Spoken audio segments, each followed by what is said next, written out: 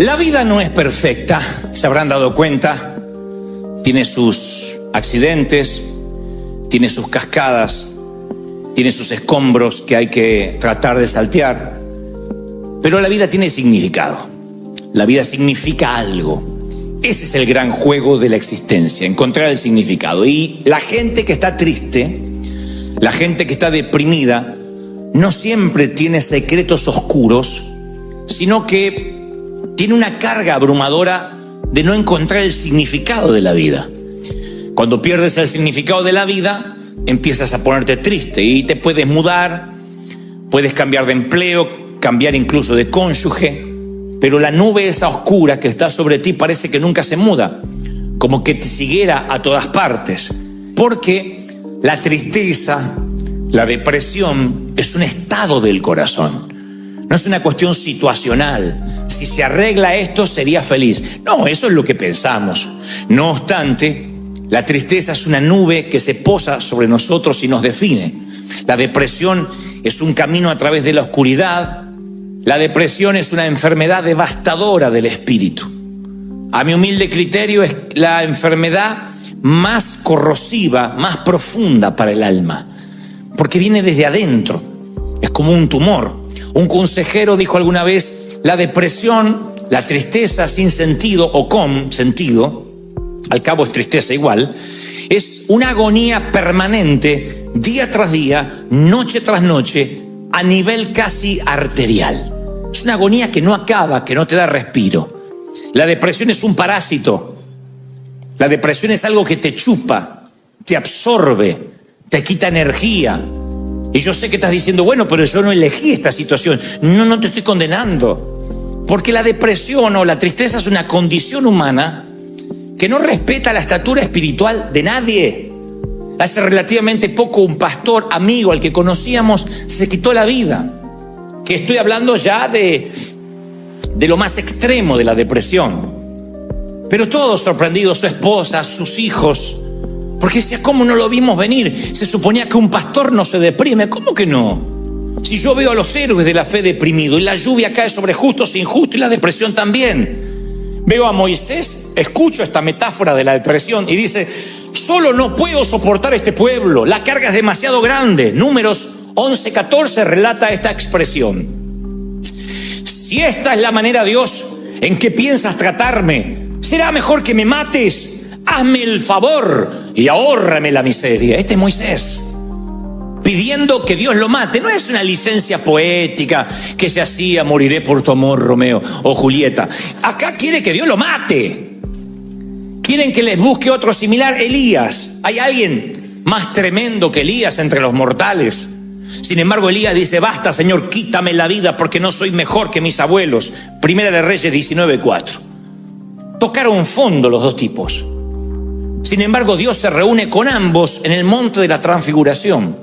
Los dos que tocaron fondo, en la melancolía más absoluta, se elevaron a la cima terrenal más alta que un ser humano jamás tuvo: estar a la par del Señor en el monte de la transfiguración. Moisés y Elías. Ahí están los dos potenciales suicidas. Ninguno de ellos se quitó la vida, claro, pero tuvieron ganas de que el Señor los matara, y ahí estaban validando Dios, que eran hombres de Dios, a pesar de la tristeza que atravesaron. Pero no es Moisés ni Elías el mayor ejemplo, sino Job. El libro de Job es toda una calamidad. Si lo leemos desde el primer capítulo, ninguna historia es más conmovedora que lo que se relata en Job. Desde el capítulo 1 y 2 ya nos enteramos que todo lo que poseía fue destruido y se quedó sin familia. Lo único que le quedó al principio es la esposa. Amorosa la chica, un amor. Le dice: maldice a tu Dios y muérete. Lo instó al suicidio al viejo. Maldice a tu Dios y muérete, le dijo la mujer. Miren qué linda compañera de viaje, ¿eh? Pero Job supera las pérdidas físicas rápidamente. Lo que le preocupa a él, que es lo que nos preocupa a todos cuando pasamos tristezas, es la falta de respuestas. Job era un hombre millonario y supongo que era inteligente y podía hacerse de una fortuna otra vez. Pero no entiende por qué. ¿Por qué perdió todo? Si él no estaba en pecado, si él no metió la pata. A él le molestaba no entender por qué está pasando lo que pasa, como a ti. Ese es el quid de la cuestión. Vamos al meollo de por qué estás triste. Estás triste porque no entienden por qué te pasa lo que te pasa. Dice, ¿por qué Dios no me guió cuando me casé? ¿Por qué Dios no me guió cuando fui a ese empleo? ¿Por qué Dios no me guió cuando me mudé? Desde algo trascendental como compartir la vida con alguien, o por qué Dios no me dijo que esa cafetera se me iba a romper. El difunto pastor Ray Steadman escribió: pocas cosas son más difíciles que soportar el sufrimiento sin sentido. Si uno pudiera ver la razón por la que tenemos que pasar lo que pasamos, lo soportaríamos más fácilmente. Pero los problemas sin sentido son algo corrosivo para nuestro alma. Claro, sin sentido aparente. Cuando no entendemos por qué nos toca una temporada por el hospital. Uno no lo entiende. A ver, capaz que como adulto sí. Pero un niño, ¿hay explicación por la cual ver a un niño sufrir? ¿Qué hizo el niño? ¿Qué tan malo pudo ser para merecer estar confinado a una silla de ruedas, a sueros, a respiración asistida? Entonces uno, cuando se pregunta ¿por qué? Y se lo pregunta muchas veces como Job, uno empieza a perder la fe, uno empieza a perder la esperanza, porque a medida que más se arraiga la tristeza, más se pierde la esperanza. Y sin el ancla de la fe, sin el ancla de la esperanza, es muy difícil revertir la situación. Por eso Job está paralizado y pregunta más de 6 veces en un capítulo ¿por qué? ¿Por qué? El Señor Jesús pregunta a su Padre: ¿por qué me has abandonado? Y ni Job ni Jesús en ese momento reciben respuesta. El Hijo de Dios no recibe respuesta del Padre: ¿por qué me has desamparado? Job no las recibe en todo el libro, Dios no le responde por qué. Y por lo que veo, nunca lo supo. Y no está mal preguntar por qué. El problema es pensar que nos merecemos, que Dios nos debe una respuesta. Porque ahí es cuando cerramos nuestro corazón hacia Dios. Cuando ya no es una pregunta, sino una exigencia al Creador. Y decimos, Dios me debe una respuesta, Dios exige una respuesta. No somos quién para exigir respuesta. Dios es Dios. Dios sabe que no va a permitir más carga en ti que la que puedes soportar. Él no te va a dar más carga de la que tú puedas resistir. ¿Están conmigo, sí o no? Muy bien. Vamos entonces a las causas. Primero le voy a dar la patología y después la terapia para que se lleven a casa y vayan a la farmacia más cercana a reclamar el medicamento que les voy a recetar hoy. Pero vamos a las causas. Porque alguno está pensando, pero yo tengo depresión o no. Bueno, vamos a las causas. Hay causas que son situacionales. O sea, esto es sencillo. Hay un vínculo muy fuerte entre lo que nos pasa y lo que sentimos. O sea, si te está yendo mal, vas a pasar momentos de tristeza y se te respeta. Si ves que el saldo del banco es muy inferior a las cuentas que tienes sobre la mesa, no vas a celebrar. No voy a pretender, sonríe, te llevan preso, aleluya. Ve con gozo a Collection. No pasa eso. Uno se entristece, ¿no? Uno choca el auto.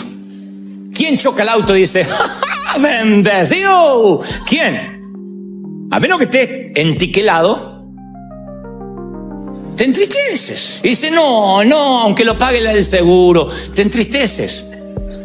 Ahora, esa tristeza puede ser crónica, puede ser momentánea o puede ser el detonante de una tristeza que después no se va. Esas son situaciones, causas situacionales. Una situación pudo haberte metido en un valle de sombra. Tú dices, sí, la verdad que sí. Ahora que lo pienso, fue aquella situación, aquella muerte, aquella noticia. A veces lo que te pone triste son causas físicas, lo que te deprime. Vieron que yo siempre hablo de lo que es somatizar. La somatización es que cuando tu alma se duele, el físico lo refleja. Lo dicen los médicos. Dicen, este cáncer es porque sus defensas bajaron. Las defensas, cuando bajan, el sistema inmune es atacado por cualquier otra enfermedad. No tienes defensas naturales. Entonces dicen somatizó, se enfermó. Pero exactamente al revés es igual. Cuando, por ejemplo, estás luchando con una enfermedad por mucho tiempo, dependes de insulina, dependes de medicamento, de diálisis, eso empieza a deprimirte. Hay gente que está triste porque está fatigado de estar enfermo. Entonces es muy probable que esto no sea una causa situacional, sino una causa física lo que te deprime. Después hay causas satánicas, claro que sí, diabólicas. Satanás ataca a Job de dos maneras: destruye la familia, las posesiones, y le llena de llagas todo su cuerpo. Ahora, ¿cuál es el blanco de Satanás? ¿Ponerle una lepra a Job? No. El blanco de Satanás es que Job empiece a dudar de la bondad de Dios. Cuando hay un ataque diabólico, lo que busca Satanás es que pierda la esperanza, que diga: yo ya no estoy fundado en Cristo, esto me está pasando porque Dios no me ama. Ahí valió la lepra. Pero si con lepra, si perdiendo la casa, si con crisis sigue diciendo: yo no sé cómo voy a salir de esto, pero Dios es fiel y me va a sacar, Satanás no tiene objetivo, no tiene el blanco, no lo logra. Así que tu depresión puede ser por situaciones comunes, puede ser porque estés enfermo, puede ser por un ataque diabólico o porque Dios lo permitió. ¿Permite Dios que suframos? Bueno, hay un autor que dice: a veces Dios acuesta a sus hijos en la oscuridad. Dios permite el sufrimiento. Te voy a decir algo que no te va a gustar escuchar, sí, pero nunca cede el control, nunca. Nunca te dará más carga de la que sabe que podrías llevar. Pero la Biblia me muestra que Dios sí, a veces permite el sufrimiento para enseñarte lo que le enseñó a Job, que Dios sigue estando a cargo aunque no veas una luz al final. Lo que pasa es que cuando uno pasa por el valle cree que está en el infierno. No, está en medio de picos elevados. Dijo alguien alguna vez que según lo alto de una ola será lo profundo de la depresión luego. Se llaman bajones, lo viven los artistas, lo viven aquellos que están ante un gentío, un público, y después tienen que quedarse con su propia soledad. Y también lo viven los hombres de Dios, que a veces están en el pico más alto como Elías y después están deprimidos. Pero lo contrario también es real, que cuando uno va por valles, por sombras, el Señor me dice que te diga: no te preocupes, no vas a terminar ahí. Yo voy a elevarte a zonas elevadas, vas a ir a picos altos, te voy a bendecir, te voy a prosperar, te voy a levantar. ¿De verdad lo crees, sí o no? Muy bien. Ya más o menos vimos cuáles pueden ser las situaciones: causas situacionales, físicas, ataque del diablo, permisos de Dios. Y entonces, ¿cuál es la terapia? ¿Cómo salimos de la depresión? ¿Quieren saber cómo salir de la depresión rápido, así, instantáneamente? Bueno, no hay manera instantánea de salir rápido, hay unos cuantos pasos. Hay algunos principios que son bíblicos. El primero: revela tu tristeza, sé honesto, sé honesta. Job es un modelo de transparencia. Dijo Job: yo no puedo evitar hablar, le decía a sus amigos cuando estaba triste, ¿no? Debo expresar mi angustia, mi alma tiene que quejarse. Hay un momento que uno se cansa de ponerle buena cara a todo. Y está bien que a veces digas: sí, yo estoy triste, necesito que ores por mí. Este es un hospital del alma, no tienes que fingir. Puedes decir: estoy mal, me siento triste, ora por mí. La tristeza es parte de una de las 28 temporadas de Salomón. Así que está bien decir: estoy triste. Revela tu tristeza. Hay gente que dice: no, a mí me va todo por dentro. Te tragas eso y cuando esa amargura que no sale se queda dentro. ¿Y qué hace? Una implosión. ¿Y saben lo que es una implosión? Es un edificio que se viene abajo hasta las bases. Una explosión sobrevives de una explosión, pero de una implosión no. Entonces no te tragues.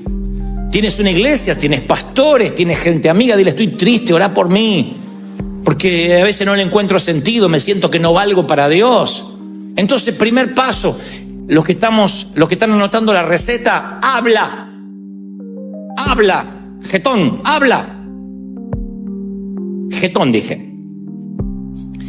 Segundo, resiste tu depresión. ¿Qué es resistir? No es confesar positivamente: no tengo. Es intencionalmente: quiero salir de esta situación. El paralítico que está junto al estanque de Betesda, Jesús le dice: ¿quieres ser sano? No es una pregunta retórica. quería saber si de verdad el tipo quería ser sano o le encantaba ser paralítico. Ustedes dicen, ¿y a quién le encanta ser paralítico? Y hay gente que le encanta la autocomiseración. Hay gente que le encanta que le den. Hay gente muy necesitada en las luces de los semáforos pidiendo. Pero hay otros que le quitas el cartelito de cartón y los mandas a trabajar y se les acabó el negocio. Porque les encanta que le den, ganan más dándole que yendo a trabajar. Y hay gente que disfruta la tristeza. Le encanta dar lástima y decir, no, es que yo me encanta estar así, me encanta que oren por mí, y ponen cara de borrego a punto de degollar y dice, oren por mí, estoy mal. Pero no estaba feliz, sí, pero se me fue la felicidad. ¿Quieres ser sano? ¿Quieren ser libres, sí o no? Pues una decisión. Uno tiene que decir, sí, yo quiero estar bien.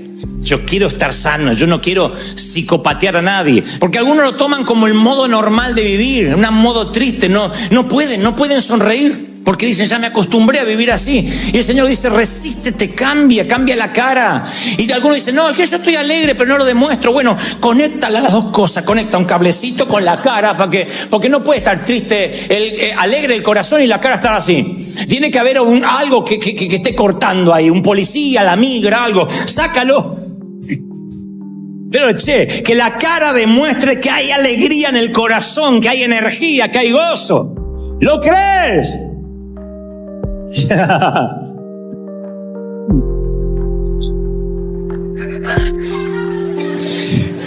Al opuesto a la depresión, el doctor psiquiatra, el famoso Karl Menninger, dijo, quien está triste, yo le recomiendo que cierre su casa con llave, vaya al otro lado de la ciudad, busque a alguien necesitado y haga algo por esa persona.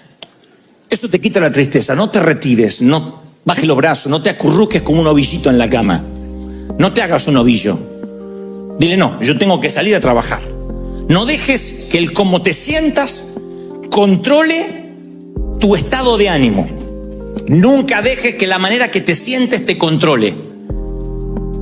Porque cuando pones al volante de tu automóvil tu emoción, la manera en que te sientas, eso va a dirigir tu vida. Yo no puedo permitir que las emociones manejen mi estado de ánimo. ¿Por qué? Porque soy el piloto de un avión. Imagínense que estás en el avión y sube el piloto. Ahí está. Me peleé con la bruja, mi mujer, no sé cómo voy a manejar hoy, Se baja rápido, dice tu abuela, que yo dependo de este. Yo decía que el piloto esté bien, porque te subes a su vuelo y te tiene que llevar a casa, a destino. Entonces tú no puedes permitir que las emociones determinen quién eres. Si tú no sientes la presencia de Dios, ve tu vida cristiana en fe. Ora, ofrenda, sirve, anima, ministra, porque dice la palabra, vivimos por lo que creemos y no por lo que vemos. 2 Corintios 5:7. Vivimos por lo que creemos y no por lo que vemos. Entonces yo vivo por lo que creo. A veces siento a Dios, a veces no lo siento. A veces estoy tan seguro de la salvación y a veces digo, seré salvo. No importa, yo lo creo. A veces ofrendo sabiendo que viene la cosecha y a veces ofrendo dudando si viene la cosecha. No importa, yo vivo en fe, no permito que mis sentimientos manejen mi estado de ánimo. Me congrego con ganas y sin ganas. Sirvo al Señor con ganas y sirvo sin ganas.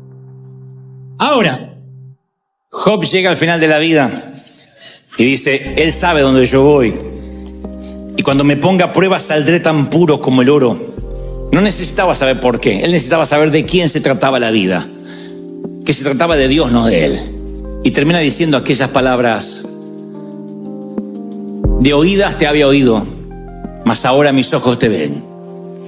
Solamente me habían hablado de ti. Miren, un hombre que adoraba a Dios, un hombre que era santo. Reconocer que de Dios había conocido de oídas, pero que ahora lo había conocido. Nunca Dios le respondió. Nosotros sí sabemos por qué pasó lo que pasó. Él nunca supo. Se enteró en los cielos, no antes. Pero el final de la historia le redimió la biografía. Siempre lo que pase al final valida el resto. Siempre. Tú miras una película llena de complicaciones y el final está bueno, te va feliz del cine. En cambio hay una historia que parece muy bonita, Romeo y Julieta de Shakespeare, y al final termina en una tragedia. Yo prefiero las otras, las que tienen muchas complicaciones, pero que al final siempre gana. Y nosotros ya hemos leído el guión, el script, el libro, y ganamos. El final va a validar la historia. Lo que te pase al final, vas a salir de la depresión. En los momentos más difíciles yo quiero que recuerdes, yo conozco esta historia, ya la viví. Y aunque me toque llorar, bienaventurado aquel que pase por el valle de lágrimas y lo transforme en fuente, lo transforme en alegría, porque el Señor enjugará todas lágrimas, las va a secar.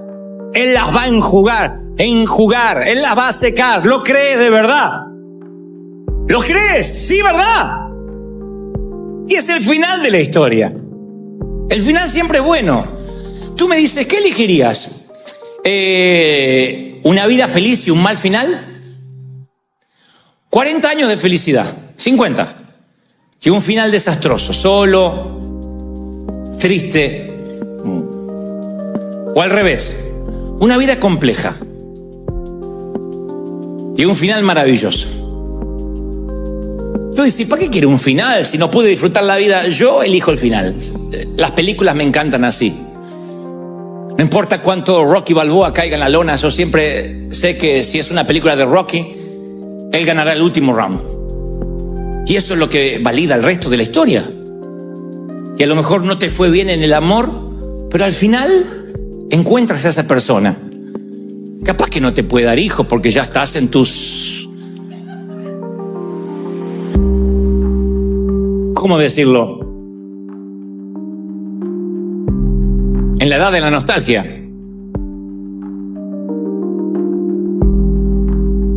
Pero valdrá la pena. Lo valdrá. Yo decía en el servicio anterior, piensa en un cuadro mental, un sitio, un lugar que te gustaría estar. Puede ser bonito, puede ser un lugar de tu infancia, puede ser un sitio en Europa, puede ser junto al Mediterráneo, en el Pacífico, al Atlántico, si te gusta el mar, en una cabaña en el hotel, la cima, en el valle, en una casita, en una renta, donde sea, pero un lugar, piensa en un lugar. Ahora ponle un clima. Si te gusta el verano, el invierno, la primavera, ponle un clima alrededor. Hay los que dicen, me gustaría el romance de la nieve o la lluvia sobre el tejado, y otros dicen, no, me encanta el verano, los pájaros trinando. No sé, imagina un sitio y luego le pones un clima. Ahora que tienes el sitio y el clima, coloca caras allí, personas o una. Y estate allí con esa persona, a lo mejor con tus hijos. Y una vez que tengas las personas, porque el hogar nunca es un sitio geográfico, es quién. Una vez que tengas a quienes, tengas el clima y el sitio, grábatelo. Escríbelo en las tablas de tu corazón, átala a tu cuello, porque ese será tu final. Ese es tu destino, ese será tu puerto deseado. Vas a llegar ahí. Y cuando te sientas en estados depresivos, piensa en ese sitio y que tarde o temprano Dios te lo va a dar, si no aquí en el cielo. Pero Dios te va a dar ese sitio de paz, de tranquilidad. David decía, me trasladaría como las aves a lo más alto de los riscos. No buscaba un lugar pedregoso, seco y árido, sino un sitio que para él representaba paz. Busca un sitio que represente paz y déjate llevar, tranquilo. Confía en el Señor, confía en que las cosas van a salir bien, que vas a llegar a destino. Terminaré con una historia real. Hace muchos años estábamos en Australia y yo no sé nadar y me metí en el mar simplemente para tratar de flotar un poco. Cuando vi que flotaba, cerré los ojos y dije, no hay nada mejor que tostarse al sol nadando en el océano de Australia. Cuando abrí los ojos, hasta los canguros me quedaban lejos. Estaba metros de distancia de la orilla. Y dije, ¡wow!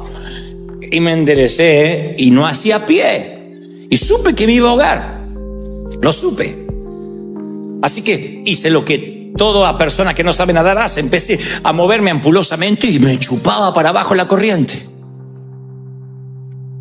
Lo conté en el primer servicio y pusieron la misma cara que ustedes. Y estoy acá. Obviamente que estuve 3 días muerto, alabado sea Dios.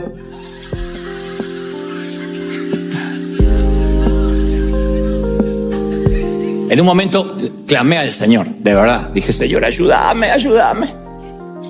Y la respuesta fue sencilla, pero básicamente me ayudó para el resto de mi vida. Quieto. Yo sentí el Espíritu Santo diciéndome, quieto, relájate.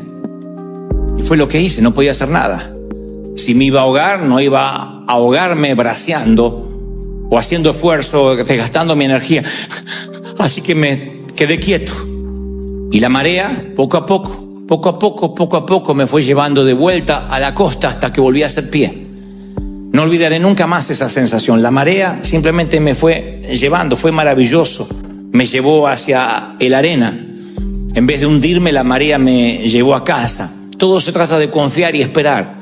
Cuando estés triste, descansa en el Señor. Confía de que el final de la historia va a estar bien. Descansa y tu espíritu llegará a casa. Porque, damas y caballeros, todas las mareas del mundo conducen a Él.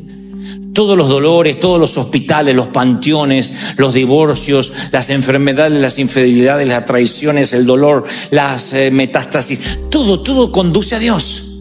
Todos los caminos conducen a Dios. Nada más que braceamos y peleamos. Descansa en Él, confía en Él, estate quieto y yo cuidaré de ti. Si Él cuida de las aves, cuidará también de ti. ¡Aleluya! Celebra a ese Rey maravilloso que dice, confía en mí. Yo te saco adelante. Yo te bendigo. Yo estoy contigo. Más populares a la hora de predicar, pero es un modelo, Nehemías, de avivamiento. Recuerden que Nehemías es un hombre de Dios que está reconstruyendo los muros de Jerusalén, los muros de su ciudad que estaban en escombros. Él tiene un llamado especial de reconstrucción y ese es su ministerio, su talento, su don. Él está llevando adelante, liderando el proceso de reconstrucción del templo. Y en un momento el Señor les ordena a todos que se alegren, que haya un espíritu de gozo. Esto lo está diciendo Dios. El Señor lo dijo hace años y nos lo dice hoy, puesto que por eso están las Escrituras. Dice, id y comer grosuras, que es como decir comer carne argentina, comer buena carne. No, pues si no diría comer tacos. No dice pupusas, dice grosuras, o sea, buena carne. Y beber vino dulce. Acá puede ser que sea un vino rosado, un Cabernet Sauvignon, no sé. Y enviar porciones a los que no tienen nada para comer, porque día santo es a nuestro Señor. No se pongan tristes, porque el gozo del Señor es vuestra fuerza, es tu energía. Fíjense que el Señor da la fuente de energía y te dice cuál es. Te dice que la fuente de energía es el gozo. Es lo que te mantiene enérgico, te mantiene joven, te mantiene vital. Dice, los levitas hacían callar a todo el pueblo diciendo, callad porque es día santo. Y el Señor decía, no, alégrense. Y todo el pueblo se fue a comer y a beber y a obsequiar porciones, repartiendo comida y a gozar de grande alegría, porque habían entendido la palabra que les habían enseñado. Yo leía esto ayer y decía, Señor, ¿qué es lo que me quieres decir? Aparte de la carne argentina que Dios siempre nos habla, ¿no? Y el Señor me decía, nota las órdenes que yo di a mi pueblo. Una de ellas es comed, bebed, alegraos, dale al que no tiene de comer.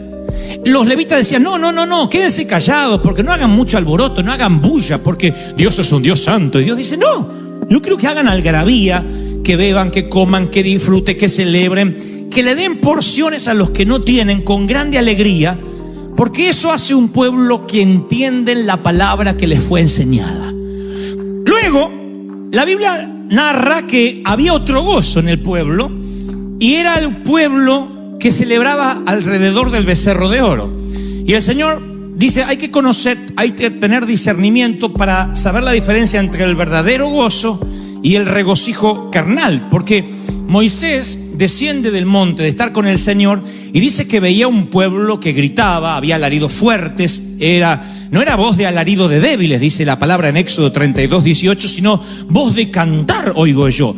Y Moisés dice, estarán celebrando al Señor, y cuando baja de la montaña, él ve el grito de la idolatría. ve un mover que no es genuino. Y la palabra dice que hay una diferencia entre el mover carnal, cuando uno está en derredor de un becerro de oro, y el mover del espíritu, cuando uno dice, no, yo entendí la palabra. Y tú dices, entonces, ¿cómo sé si mi alegría es genuina o mi alegría puede ser carnal, natural? Y este es el secreto. Yo quiero hablarles durante poquitos instantes lo que yo considero la felicidad de no tener nada. Es una felicidad típica, porque la felicidad siempre la relacionamos con que Dios nos bendiga, con que Dios nos dé, con que Dios nos provea.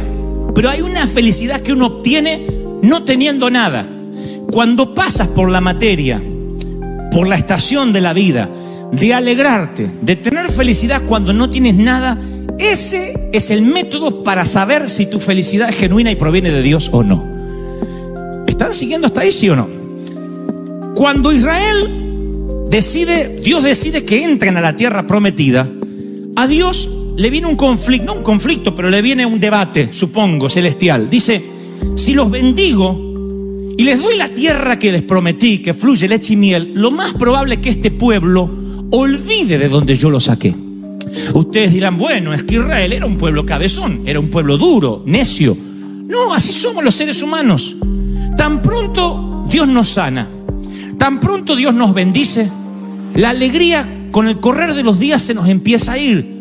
Porque solo alguien que olió la muerte tiene un gozo que después no se le va.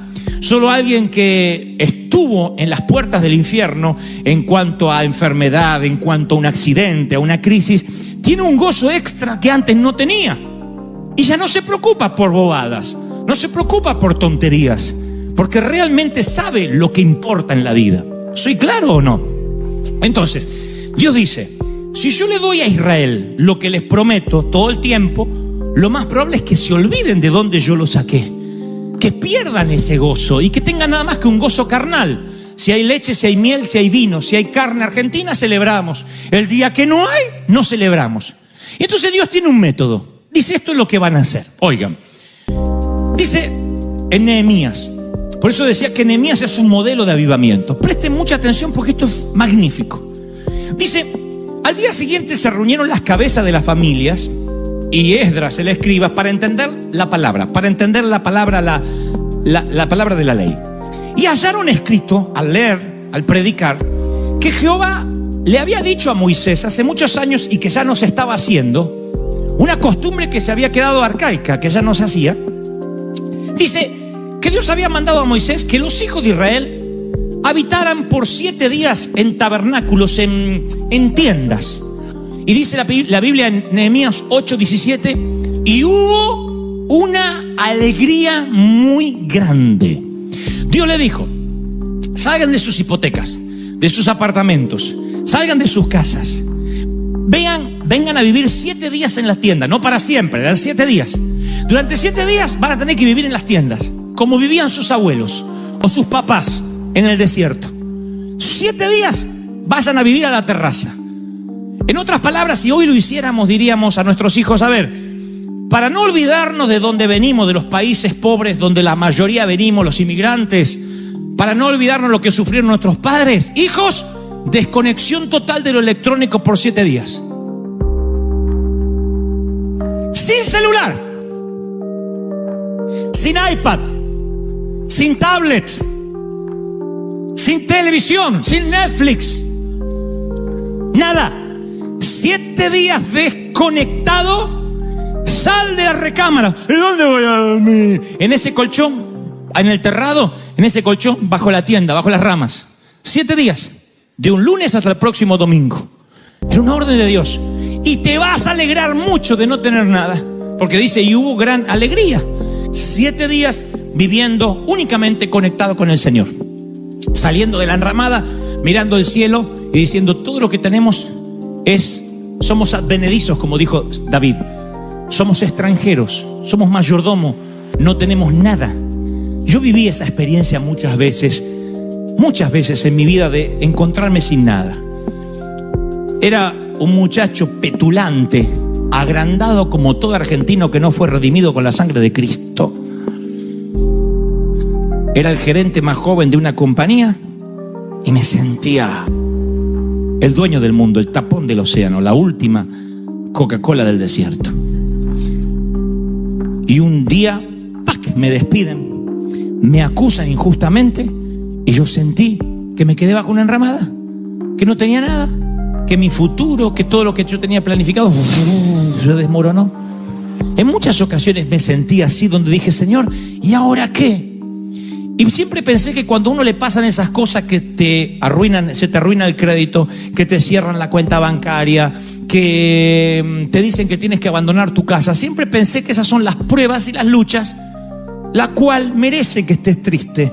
¿Cómo no voy a estar triste si estoy por perder mi casa? Decimos. ¿Y cómo que celebre? ¿De dónde voy a tener fuerzas para celebrar si me dijeron que tengo cáncer? ¿Dónde voy a sacar fuerza para alegrarme si me quedé sin nada? Como decían los abuelos de antes, una mano atrás y una adelante. Nada. ¿Cómo voy a alegrarme si estoy viviendo en una habitación prestada, en un garage, en el estudio de alguien más y tengo que compartir el baño? No me digan que celebre. Sin embargo, el Señor dice, y te alegrarás por no tener nada, por vivir en posadas. No eran 7 días de tristeza, eran 7 días de júbilo y alegría. Y os regocijaréis delante de Dios por 7 días. Levítico 23:40. 7 días celebrarás de no tener nada. Celebrarás fiesta solemne a Dios en el lugar que Dios te da. Porque así te bendijo Jehová en todos los frutos y en la obra de tus manos. Y dice Deuteronomio 16:15. Y estarás verdaderamente alegre. Verdaderamente alegre. Mi papá, descendiente de alemanes, alemán, él decía que rentar casa es tirar la plata. Puede ser una filosofía de vida, no la voy a discutir acá. Yo creo que si Dios te da dinero para pagar la renta, es tuyo. Un título de propiedad no te hace más o menos rico. Todos queremos tener casa propia, sí. Pero mientras tanto, en alguna eventualidad de la vida, o gran parte de la vida, te toca rentar, vivir de prestado, mientras tenga techo y comida y Dios te abastezca, alégrate por el maná diario. ¿Sí? Yo soy un hombre que siempre te va a alentar a tener lo tuyo, a prosperar, a que te vaya bien. No me gusta la vagancia de decir, bueno, no importa si no tienes nada. No, tenemos que progresar, tenemos que ir de victoria en victoria. Pero cuando esas victorias atentan a la memoria y te hacen olvidar quién eras cuando no tenías a Dios, es una de las cosas más peligrosas que nos puede pasar. Y por eso, en términos espirituales, Dios a veces nos quita de esa comodidad y nos lleva a vivir a tabernáculos en la azotea, en enramadas. Y son tiempos de mesetas que nos hacen reflexionar. Nadie reflexiona mejor que entre las paredes de un hospital. Nadie reflexiona mejor que recorriendo la grama de un cementerio. Es allí cuando nos empezamos a cuestionar cosas de la vida. Si no, el tedio, la rutina, nos envuelve de manera tal que nos olvidamos por qué estamos viviendo. Trabajamos, pagamos deuda, trabajamos, pagamos deuda. Vamos de vacaciones y después necesitamos vacaciones para recuperarnos del cansancio de las vacaciones. Porque venimos más cansados que cuando nos fuimos. ¿Por qué? Porque de pronto el tedio de la prosperidad nos hace olvidar lo que realmente vale la pena. Dice la palabra que los 7 días de la azotea o de estar bajo una enramada tipificaban 70 años del lapso de la vida humana. Era el método de Dios para recordarles a todos que la vida es temporal. Y conforme ellos iban mirando la enramada y veían que las ramas se marchitaban, eso los hacía pensar en el deterioro de la vida, de la salud, de la fortaleza. Porque Dios quería que sus mentes y sus corazones estuviesen puestos en la eternidad. David era multimillonario, el rey David. Era uno de los reyes más millonarios que jamás tuvo la historia. Sin embargo, él dice, porque forastero fui, soy advenedizo. Advenedizo significa extranjero, inmigrante de por vida, de paso. Él sentía que aunque era rico, él estaba de paso, porque había entendido lo que era la eternidad. Por la fe, Abraham, siendo llamado, salió del lugar que había tenido como herencia sin saber por dónde iba. Por la fe habitó como extranjero en la tierra prometida, morando en tiendas, sabiendo que tenía una promesa. Pero por la fe murieron estos sin haber recibido nada, solamente mirándolo de lejos, creyéndolo, saludándolo, confesándolo. No nos olvidemos que los profetas se murieron creyendo que Cristo iba a venir, que venía un Mesías. Nosotros hoy miramos la cruz para atrás. El Mesías vino, murió y resucitó. Ellos miraban para adelante. Algún día va a venir un Mesías a morir y resucitar. Y la mayoría se murió, o acaso todos, sin verlo. Dice, ellos buscaban una patria, dice la Biblia en Hebreos, sabiendo de dónde habían salido y tenían quizás añoranza de volver, pero anhelaban algo mejor, anhelaban una ciudad eterna que nunca pudieron ver. Nunca pudieron ver y sin embargo creyeron, nunca falló su fe, nunca pudieron ver esa tierra prometida. Mi pregunta es, ¿y si nunca pudieras ver esa esperanza que tienes, aún así seguirías gozoso? Porque tu vida es eterna, no es solamente lo temporal de aquí. La vida, dice Max Lucado, genial escritor, es semejante a dos constructores. Un constructor niño que construye castillos de arena con su palita roja y su balde azul en la playa, y otro constructor adulto que construye a base de hipotecas, planos, arquitectura. De eso se trata la vida, de dos constructores, véanlo. El niño con la palita roja, el balde azul, y el hombre construyendo con sus líneas de crédito y sus préstamos bancarios. Los dos construyen igual, a los dos les pasará lo mismo, excepto que el niño conoce las reglas de juego y el adulto no. El niño cada mañana que está cerca de la playa va y construye su castillo de arena y empieza a construir sabiendo que al final del día el océano se va a devorar su construcción. Aún así construye cerca del mar y construye su gran castillo con su palita y trae arena húmeda y construye una gran creación. Su padre le dice, niño, el océano se llevará todo, promediando la media tarde. Aún así el niño sigue construyendo y cada hora que va pasando el océano rompe su ola más cerca que la anterior. El gran quebrantador hace y le va alertando al niño que se llevará su construcción a lo profundo del océano. Así que el niño, cuando termina de construir, lo que hace es alejarse y esperar que el océano haga y destruya las primeras torres. El niño suele celebrar.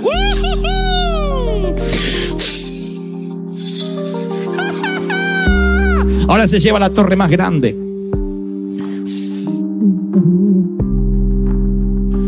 Finalmente el gran océano se lleva todo lo que al niño le tardó 5 o 6 horas, toda una mañana. ¿Qué hace el niño? Toma el baldecito azul, la palita roja, la mano de su papá, celebra y regresa a casa. ¿Qué hace el adulto?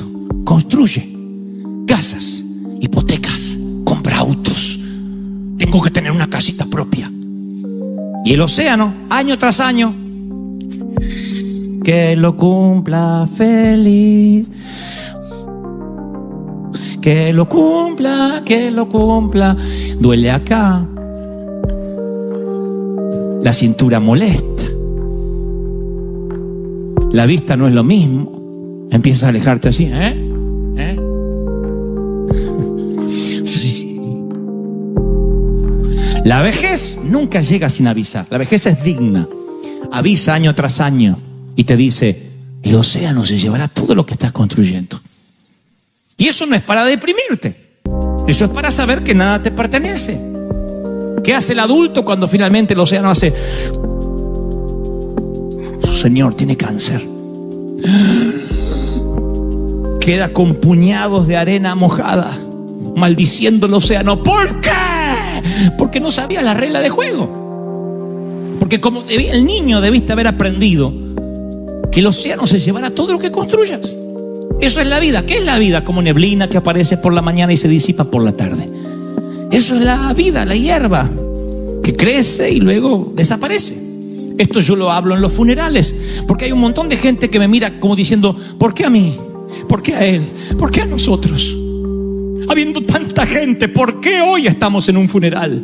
Y yo les explico, nunca nadie te dijo que serías eterno en esta tierra. Desde que naces es un camino hacia la tumba. Entonces, si nos hacemos torpes, insisto, y nos olvidamos lo que tenemos, que es la vida, que es el día a día, ¿qué hace el Señor para que nuestra memoria no sea tan frágil? dice, de tanto en tanto vas a vivir en la azotea 7 días. Tal vez no sean 7 días, tal vez llevas 3 meses endeudado. Tal vez lleves 1 año que no puedes salir de ese pozo. Tal vez lleve 2 años. Y a veces decimos, Satanás me está atacando. ¿No será que Dios permite algunas cosas para refrescarte la memoria? Y no te olvides que su orden es: y cuando no tengas nada, alégrate, pero regocíjate en serio, porque yo soy el Dios que te proveyó. Te provee y te va a proveer. Alguien tiene que decir amén. Y si Dios te mandara a vivir en chozas por 7 días, por 2 meses, porque Él sabe el peligro que se encuentran sus hijos cuando son siempre bendecidos. Él sabe que si nos consiente mucho, nos seducimos por el mundo y nos olvidamos de dónde Dios nos sacó. Hay un cántico de Moisés que predice la apostasía del pueblo de Dios una vez que prospera. Dice, pero el pueblo de Dios engordó. Está hablando en términos metafóricos, nadie se sienta mal. Y tiró patadas, coces, y se volvió incontrolable. Engordaste, dice una versión, te cubriste de grasa, Israel, y abandonaste a Dios y menospreciaste la roca de la salvación. Deuteronomio 32:15. Qué feo cuando Dios dice, te llenaste de grasa y te olvidaste del Dios que te mataba el hambre en el desierto. ¿Y saben qué hizo Dios con Israel? Nunca les entregó el título de propiedad. Nunca. Dice, porque Dios le promete a Israel darle la tierra de Canaán, pero nunca le entregó la titularidad. Se los prestó. Porque le dice Dios en Levítico 25:23, una de las leyes, la tierra no se venderá nunca, porque mía es. Vosotros sois extranjeros y forasteros. Solamente podían vender la cosecha. Dios dijo, la tierra es mía. Qué increíble. No sé si ustedes habrían prestado atención a esto, pero digo, qué increíble que Dios le promete una tierra que fluye leche y miel, y finalmente llega a la conclusión, dice, ustedes no la van a vender nunca porque la tierra es mía. Esa promesa, creo, esa palabra, ese mandamiento no ha cambiado hoy. Dios dice, yo te voy a dar una compañía, pero la compañía es mía. Yo te voy a dar un matrimonio, pero el matrimonio es mío. Yo te voy a dar hijos, pero los hijos son míos. Entonces el Señor me dice que te diga que el problema no fue lo que te pasó en el banco, o con el empleo, o con las deudas. El problema es cómo reaccionaste cuando eso te pasó. Y el Señor me dice que te diga que no le gustó cómo reaccionaste. Porque tomaste los puñados de arena. ¿Por qué? Y Dios dice, ¿qué obligación yo tengo de prosperarte y bendecirte? ¿Qué? ¿Dejas de adorarme? ¿Tu gozo depende de eso? ¿Del castillito de arena? ¿Pensaste que te ibas a llevar algo? A esta edad, dicen algunos, no puedo volver a empezar. ¿Y por qué no? ¿Sabe la edad que tenía Abraham cuando Dios le dijo, deja todo y sígueme por fe donde yo te voy a decir? ¿Cómo le explica eso a la esposa de uno? No sé cuántos están casados, pero ¿cómo uno le explica eso a la mujer? Dios me habló anoche y nos tenemos que ir. ¿A dónde, viejo? Abraham dice, no sé. Dios me dijo que dejemos todo y que nos vayamos, que Él nos va a bendecir. Miren qué grado de fe. Con razón Abraham es un héroe de la fe.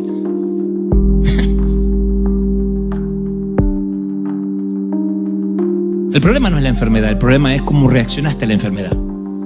La tristeza que te agarró. Dios dice, ¿no confiabas en mí? Sí, pero yo estaba sano, Señor. Y bueno, ¿no confías en mí? Jesús lloró. Uno de los versículos casi más cortos de toda la Escritura. Jesús lloró. ¿Cuándo? Cuando ve las hermanas de Lázaro que dice, si hubieses estado aquí, mi hermano no habría muerto. Siempre me pregunté si Jesús lloraba por su amigo, ¿por qué lloraría por alguien que sabe que va a resucitar en los próximos minutos? Yo me alegraría, diría, tranquilo, va a resucitar. Llora porque no puede creer que estas muchachas que convivieron con él, que él les contó de los milagros, ahora están dudando. Ahora están diciendo, si hubiese estado aquí, maldiciendo con los puñados de arena. Jesús lloró. Jesús llora cuando ve tu incredulidad. Dice, sigue confiando en mí. A pesar del diagnóstico, a pesar de la crisis, a pesar de lo que dicen los médicos, confía en mí y agradece, regocíjate con la carta de desalojo. No esperes la carta de reivindicación. Oh, perdón, nos confundimos con usted para salir a celebrar, porque eso es adoración en la orilla incorrecta. El pueblo de Israel celebró al Señor una vez que cruzó el Mar Rojo, Y Dios le dijo a Moisés: no me gustó esa canción. Debieron haber cantado cuando el faraón estaba detrás. Debieron haberme alabado en fe. La alabanza en fe siempre alegra más al Señor que la alabanza una vez que te bendijo. Entonces yo creo que el Señor, mal valga el ejemplo, digo, cuando Él ve que te alegras igual, cuando dice: yo me voy a contentar igual, no tengo, pero me voy a alegrar con lo que Dios me dio. Bueno, no puedo cambiarme la ropa todos los días. Bueno, no puedo comer lo que quisiera comer, pero vamos a alegrarnos igual. No hay regalo para los chicos en esta Navidad, pero aunque sea, vamos a poner, no sé, una galletita, algo chiquitito, simbólico, y los niños se alegran igual. En vez de decir: y mi iPad, en vez de decir eso, si tu hijo se empieza a comportar miserablemente así y te dice: papá, ya salió el nuevo iPhone y no lo tengo, tienes urgentemente que desconectarlo mínimamente 7 días y mandarlo a la azotea a que se acuerde de dónde viene, a dónde va. Veo a los padres diciendo: viste. Pero es verdad, es hora de desconectarlos, porque a veces creemos por derecho aquello que tenemos que tener como providencia, como bendición. ¿Me estás siguiendo, sí o no? Desde respirar, desde levantarte, desde tomarte un café, desde desayunar, ya es extra, es algo que no te merecías y Dios te lo da. Si además de eso Dios te da el placer de amar, el placer de soñar, de tener esperanza, yo creo que somos personas privilegiadas. No debería haber ningún triste, por lo menos en River Church jamás. Porque que yo vea a todos, la mayoría de ustedes, creo, están respirando, ¿sí o no? Y si alguien ya no respira, avísenme que lo sacamos rápido. Pero todos están respirando. Eso es un privilegio, el tener pulmones, el respirar. ¿Qué va a pasar el año que viene? No sé, porque la tierra es de Dios y somos mayordomos de Él. Y le podré dejar un legado a mis hijos y vamos a trabajar duro. Pero si no se puede, no se puede. Hay de los que empezarán con nada, hay de los que empezarán con mucho esfuerzo, hay de los que lo perderán todo y volverán a empezar una y otra vez. Y sabrán de que hay que construir un ladrillo a la vez. Con cada huracán que la vida te sorprenda, te levantas a la mañana. ¿Y cómo hago ahora que se me cayó la casa? Un ladrillo a la vez, como hiciste toda la vida. Así somos los hispanos. Y el libro de Job es el epítome del dolor. Es un hombre que pierde su familia en una catástrofe, pierde su riqueza, su salud. Pero lo peor, un día se transforma en un hombre que pierde la esperanza. Él no está confinado a una silla de ruedas, ni está conectado a sueros intravenosos, pero sí tiene lepra. Sus amigos lo maldicen, su esposa le dice: maldice a tu Dios y muérete. Se queda absolutamente solo y aislado del mundo, derrotado. Y en las circunstancias más calamitosas hay un hilo delgado de alegría que se lee en el libro de Job. Y esto es lo que determinó lo que Dios me dijo que te dijera esta tarde. Job dijo: me regocijo con un dolor inquebrantable. ¿Cómo uno se va a regocijar con un dolor? Si estás con un dolor inquebrantable, no te regocijas. Posiblemente el dolor más fuerte que yo he tenido no ha sido cuando me corté 2 dedos de la mano. El dolor más fuerte ha sido piedras en el riñón. Los que han sufrido piedras saben lo que estoy hablando. En la vesícula, en el riñón, es horrible.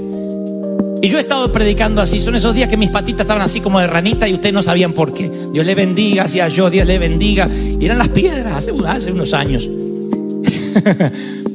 Yo no me regocijaba. Regocíjate en las piedras con alegría. Dije a tu abuela: yo no tengo piedras. Voy a otra versión y Job dice: salto de alegría con un dolor implacable. Salta de alegría con un dolor implacable. Está diciendo: el dolor no perdona, no me da tregua y yo salto de alegría. Digo, este tipo está desquiciado, además de leproso. Dice otra versión, la nueva versión internacional: me regocijaré sin dolor a causa del dolor. Yo tuve que leer eso varias veces. Me regocijaré sin dolor a causa del dolor. Yo digo, ¿qué es lo que intenta decir Job en este hilo delgado de alegría? La palabra hebrea para definir esa palabra alegría aparece solo una vez en las Escrituras, esa palabra que Job usa, y habla de una alegría extraña. No es una alegría que niega la realidad, es una alegría que simplemente está diciendo: estoy bailando sobre la decepción. A pesar de tener todo a mi favor para poder estar triste y deprimido, yo voy a decir: no hay dolor, no hay dolor, no hay dolor, y voy a continuar. Eso es lo que Job intenta decir. Así que le digo: Señor, revélame qué más dice las Escrituras respecto a esta alegría en medio del dolor, porque sé lo que ustedes sienten cuando un pastor te dice: hermano, el Espíritu Santo te va a consolar porque tu padre falleció, tu madre ya no está, vamos, fortalécete. Tú dices: sí, yo sé, pero ¿qué hago con el dolor? Y el luto se te instala en lo más profundo de tu corazón. La decepción, la traición, la muerte, de pronto como un intruso aparece en nuestras vidas y nos causa tanto dolor que no hay palabras que nos puedan levantar.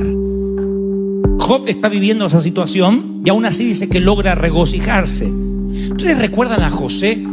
Estuvo 17 años de sufrimiento, vendido por sus hermanos, y a José ese dolor le valió un posgrado de empatía, porque cuando él estaba en la cárcel, él, que era un adolescente, por lo que leo en las Escrituras, vistiendo una ropa cara, el mimado del papi, 17 años después está en la cárcel y tiene empatía y ve el dolor en un prisionero que está abatido, y eventualmente ese dolor que ve en el prisionero que está con él salvaría a 2 naciones. El dolor es el mejor profesor de teología que jamás puedas conocer. Es un entrenador de la vida. Cuando te dueles, identificas en qué necesitas crecer, qué necesitas sanar, y por sobre todas las cosas, oigan lo que te diré, oye lo que te diré: reordenas tus prioridades como ninguna otra eventualidad de la vida podría ordenarla. El dolor te otorga un posgrado, te enseña, te reorienta. Y yo voy a muchos protagonistas principales de las Escrituras. Veo a un Job que perdió todo, a Sara luchando con esterilidad, Moisés fugitivo por 40 años, David con un suegro que intenta matarlo, María Magdalena endemoniada, Pablo que tenía recuerdos de asesinato impregnados en su alma. Todos tenían algo en común: oyeron a Dios en su hora más oscura, en lo que se llama la noche oscura del alma. Ahí oyes a Dios sí o sí. No te estoy diciendo que tengas que pasar por ahí, pero las oraciones más sinceras no se generan dentro de las iglesias, sino entre pasillos de hospital o la grama recién cortada del cementerio. Allí están las oraciones más sinceras. Allí es cuando la gente derrama su corazón. No está preguntando cómo devorar, cómo está mi vida. Clamas: no, Señor, ayúdame. Yo he visto gente enorgullecerse de ser atea, clamar a Dios con desesperación en los pasillos fríos de un hospital, ante un diagnóstico, ante una noche oscura. Entonces, yo cuando veo, insisto, a los personajes bíblicos pasando sus horas oscuras, me pregunto por qué transitaron, por qué pasaron por allí. Y me doy cuenta que había una lección que Dios estaba tratando de enseñarle. Y el mismo Dios que le da lecciones a Jonás, estando en el vientre del infierno o en el vientre de un pez, es el mismo Dios que a lo mejor quiere hablarnos y no sabe cómo llamar nuestra atención. Porque tú puedes ignorar una puerta abierta, ignorar un sueño, ignorar la prédica del pastor, ignorar lo que Dios te está diciendo, susurrando, pero no puedes ignorar el dolor, ¿verdad? No lo puedes ignorar. Tú no puedes ignorar un dolor en los huesos, un dolor en el vientre, un estómago inflamado, dolores en los huesos. Tú no puedes ignorar la fiebre, no la puedes ignorar. Está allí y dices: ¡ay! Hasta me afecta el carácter. Y Dios usará todos los métodos posibles. No digo que Él generará el dolor, pero sí lo utilizará para llamar nuestra atención. Dios quizás tenga que sacarte de un comportamiento adictivo, tenga que sacarte de una situación adversa. Hay gente que está en una relación abusiva y no puede salir de esa relación abusiva con un marido golpeador si no pasa por el dolor. No digo que la tengan que golpear, digo el dolor del alma. Si no pasa por el dolor y tiene un confrontamiento con la parte más oscura de lo que está viviendo, a lo mejor no sale más de una relación viciosa. Otros, a lo mejor, si no hubiese sido por el dolor, no estarían aquí, en los Estados Unidos de América. El dolor le hizo a algunos cruzar las fronteras. el hambre, la necesidad, un futuro mejor, escapar de la inseguridad, lo que sea. Pero en algún momento de la vida el dolor fue un catalizador.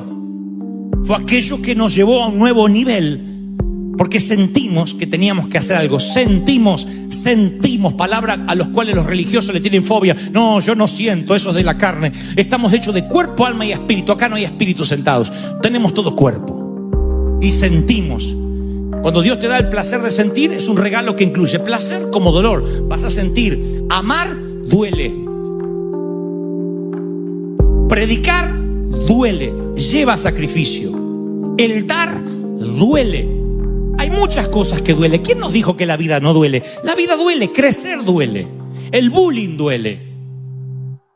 Yo muchas veces he dicho: Señor, hazme de un carácter más fuerte, haz que pueda soportar. ¿Qué hace Dios? Manda más gente que me ataque, para que me haga fuerte. Si tú le dices al Señor: Señor, ayúdame a sanar mi estima, va a mandarte gente que te haga bullying, aunque tengas 30, 40 años. Que te ignore, que te dé vuelta la cara, que te insulte, que hable mal de ti, porque tú lo pediste. Hazme fuerte. Y para que Dios te haga fuerte, no te quita la adversidad, la aumenta. Entonces, tu manera para resistir y que tu carácter se empiece a formar en Dios es justamente catalizándola a través del dolor.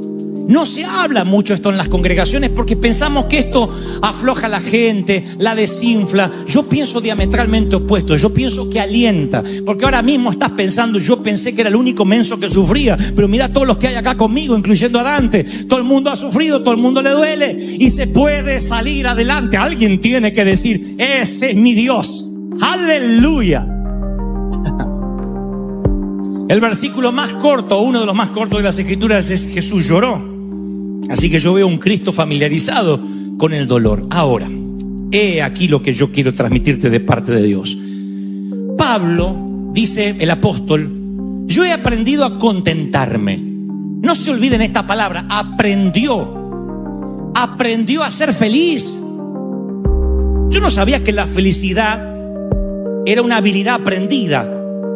Yo pensé que la felicidad era una situación. Él dice: sé vivir humildemente, sé tener abundancia. ¿Cómo se vive? ¿Cómo es que sabe vivir humildemente? Si eres humilde, vives y se acabó. Yo no sé si sabía vivir en pobreza. Yo sabía que nosotros comíamos salteado, que poníamos un huevo así y se partía al medio, y para donde se dividía agarraban los hermanos y el otro se quedaba mirando. Era un juego. ¿Quién agarra el huevo? ¿Qué voy a saber vivir? Ahora Pablo dice: yo sé vivir en abundancia también. Hay que aprender para vivir en abundancia. ¿Quién necesita ir al colegio para ser rico? Hermano, quiero donarte hoy $100,000. No, hermano, deja que aprenda primero. Todo el mundo tiene idea de cómo gastar, casi por instinto. Sin embargo, Pablo dice: no, yo tuve que aprender a tener mucho. Tuve que aprender. No te pongas alegre que los $100,000 es una metáfora, no voy a regalarlo a nadie. Tuve que aprender a ser pobre. Aprendió a contentarse. Pablo implica que el contentamiento ahora resulta que no era el resultado de la circunstancia, es el resultado de un estilo de vida intencionado. Ahí es cuando vuelvo a Job y entiendo: en el medio del dolor me regocijaré sin dolor. A propósito me voy a reír aunque no tenga ganas y parezca estreñido de vientre allí. A propósito. ¿Y qué gano con esto? Bueno, como aquel que tiene que aprender a tocar el teclado y tiene que aprender las notas más básicas, y empieza y dice: la escala. Y uno quiere tocar un concierto. No, la escala, en todo. Si no volaste un simulador, no te dejan pilotear un avión real con pasajeros a bordo. Entonces yo creo que cuando uno dice: yo voy a ser feliz de manera intencionada, es una manera de decir: Señor, aunque no entienda el dolor y lo que es más profundo, aunque el dolor no se me haya ido, yo voy a estar alegre.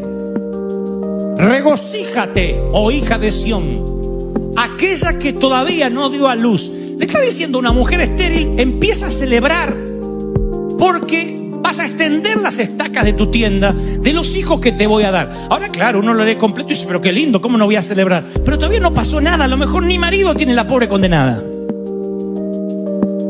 A lo mejor está sola, no tiene ni se enamoró y Dios le dice, celebra por los hijos que vas a tener. Y ella dice, pero mándame un marido, aunque sea. Pero le dice, celebra, es una, como digo siempre, una orden al mundo de las emociones. Celebra, sonríe. Porque si vienes a adorar a Dios y tu estado anímico depende de cómo te está yendo, no es adoración a Dios, es una adoración ególatra. Depende de cómo te va, adoras, y entonces no es una adoración genuina. Dios dice, tú me vas a adorar por lo que yo soy. No dejes que tus imperfecciones opaquen la perfección de Dios por la que deberíamos adorar. Tú tienes y yo tengo que adorar a Dios aunque me vaya mal. Y tú dices, ¿qué gana voy a tener de adorar a Dios? Y Dios dice, ¿que entonces me adorás cuando te va bien? Dios no prostituye su bendición. Dios no necesita que tú le adores porque Él te da un beneficio. Dios dice, tú vas a adorarme por lo que yo soy. Así estés leproso o seas millonario, tengas un montón de hijos o seas estéril, pases por valle de sombra o de muerte, o estés viviendo en un palacete de manera aristocrática, aún así tú me vas a adorar por lo que yo soy, no por lo que te doy. Esa es la adoración pura. Y esa adoración pura se descubre en el dolor, en la escasez, en lo que te falta. ¿Estoy siendo claro en lo que Dios está hablando, sí o no? Ahora, entonces, insisto con esta idea. ¿Qué es el contentamiento? No es ausencia de dolor. Porque vivimos en un mundo imperfecto, con gente imperfecta como tú y como yo. Amén, dijo una imperfecta. Gloria a Dios. Algunos dicen, yo. Sí, están los imperfectos, los perfectos y los hipócritas, pero todos están en el mismo sitio.